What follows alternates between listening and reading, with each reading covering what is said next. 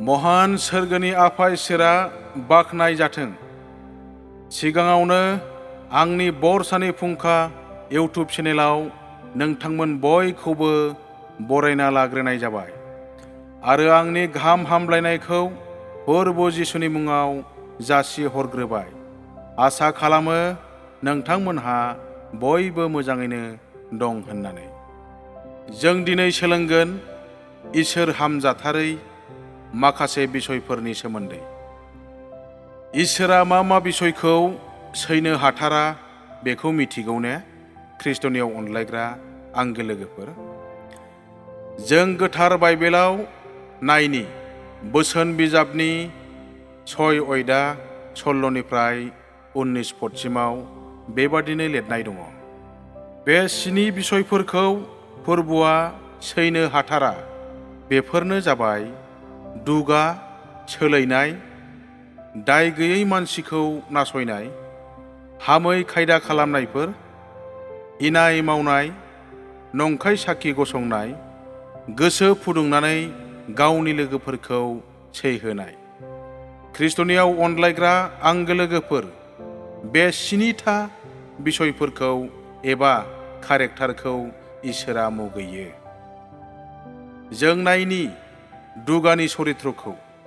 बोसोन बिजाब 8 अयदा 13नि बियाव बेबादिनो लिरनाय दङ। दुगाया गावनो गाव सानग्रा, गाव नङाब्ला जेबो जाया सानग्रा, गाज्रि लामा आरो नंखाय रायज्लायनायखौ मोजां मोनग्रा। इसोरा बेबायदि मानसिखौ मुगैसोगारो। आरो बोसोन बिजाब 16नि 5 पदआव बेबादिनो बुंदों, दुगा मानसि साफ्रामखौबो फोरबुआ मुगैयो, बिसोरखौ साजाय होआजासे नागारथारनाय नङा। दानिया नायनि सोलायनाय। बे सोलायनाय एबा थगायनाय बेबहारा जोबोद गाज्रि। नोंनाव बे बेबहारा थाबाय थायोब्ला सानसे समाव नोंनि गुबै लोगोआबो गोमागोन। मानोना नों थगायो, सैथोखौ मावा। बेखौनो बाइबेलाव बुंदों। बोसोन बिजाब 12नि 14 पदआव बेबादिनो लिरनाय दङ, नोंनि मोनगोन बिथाइया नोंनि रायनाय आरो मावनायनि सायावनो। नोंनि मावनाय बादिल' नोङो मोनगोन।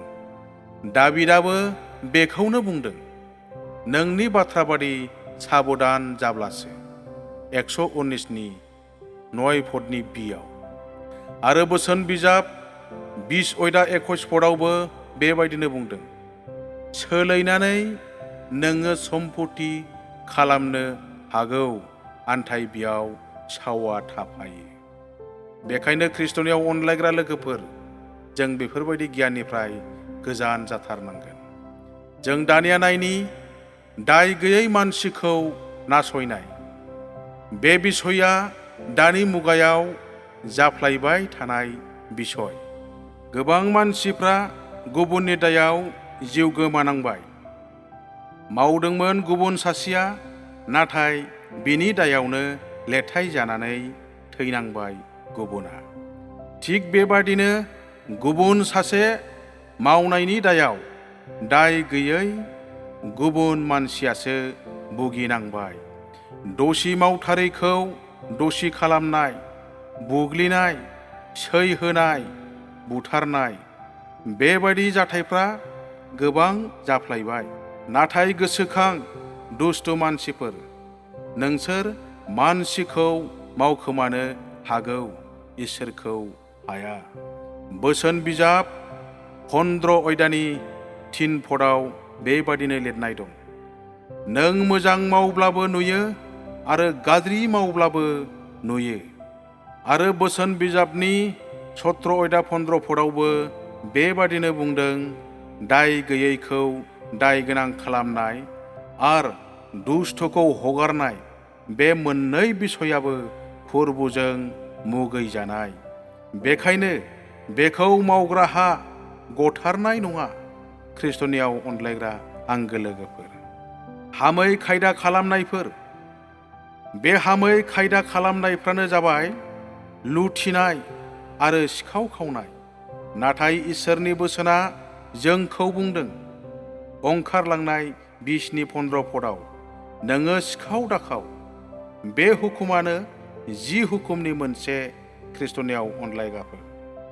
सिखाव खावनायाव आरो लुथिनायाव गुबुननि मुवाखौ लुबैनाया थायो। मानोना लुबैनाय आरो लबजोंसो सिखाव खावनो इस्सा जायो।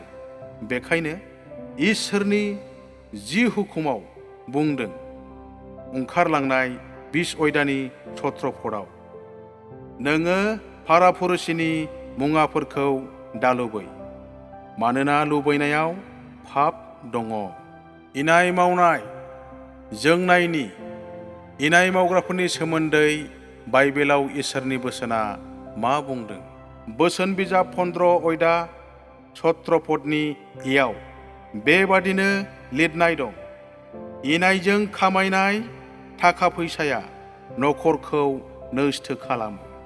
आरो बोसोन बिजाबनि 3:32 पदआव बेबादि बुंदों, मानोना इनाय मावग्राखौ फोरबुआ मुगैयो, आन्थाय धोरोमियाखौ बियो बिसास खालामो। ख्रिस्टनाव अनलायग्राफोर, इनाय मावनायनिफ्राय गोजानाव था, बोलोग्रा इसोरजों अनजानाय बादि। गोजानाव थायाब्ला नोंनि जिउआव सानसे संहार जागोन।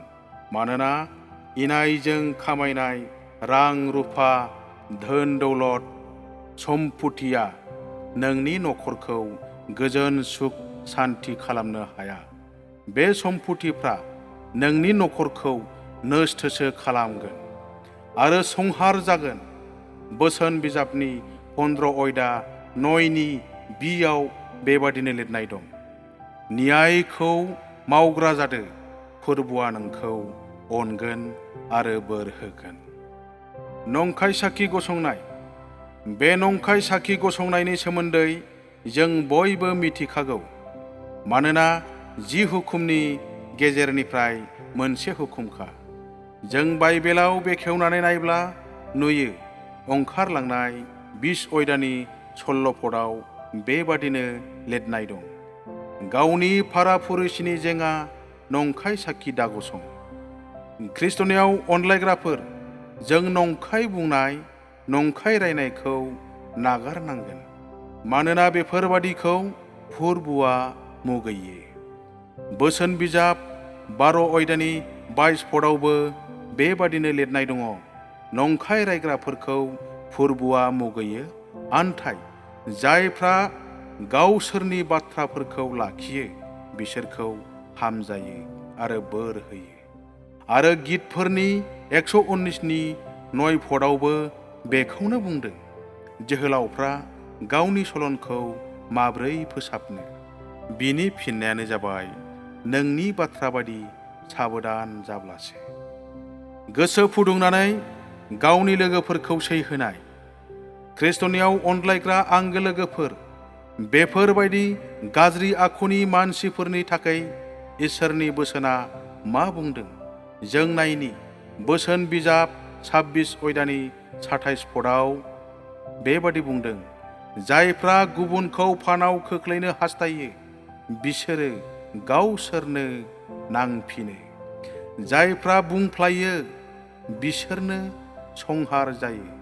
आरो 28 पदआव बेबादि बुंबावदों, सोरबाया नंखाय बुंनानै नोंखौ सैहोनो हास्थायोब्ला नों बिखौ मुगै। गोदै गोदै रायफ्लानायजों मुंबो लाब गैया, संहारसो जायो। बेखायनो ख्रिस्टनियाव अनलायग्रा आंगो लोगोफोर, बे मोनफ्रोमबो बिसय, आखल आखु, बेबहार आरो कारेक्टारफ्रा नोंनियाव आरो जोंनियाव थायोब्ला फोरबु इसोरजों मुगै जागोन। जों जुदि बे 7था बिसयफोरनिफ्राय गोजान जानो हायाब्ला आरो गारनो हायाब्ला बिनि मोननांगौ बिथाया थैनाय। बेखायनो जों मोजां मावग्राफोर जानि, ख्रिस्टनियाव अनलायग्रा आंगो लोगोफोर, जोंनि मोननांगौ बिथाइखौ जोङो मोननाय बादि। बोसोन बिजाबनि 12:14 पदआव बेबादिनो बुंबावदों, नोंनि मोननांगौ बिथाया नोंनि रायनाय आरो मावनायनि सायावनो। नोंनि मावनाय बादिल' नोङो मोनगोन। मोजां मावब्ला बोर मोनगोन आरो गाज्रि मावोब्ला साव मोनगोन। दिनैनि गाहाम रादाबखौ एसेखिनियावनो दोनथ'नाय जाबाय। ख्रिस्ट'नियाव अनलायग्रा आंगो लोगोफोर, जिसुनि मुङै आमेन।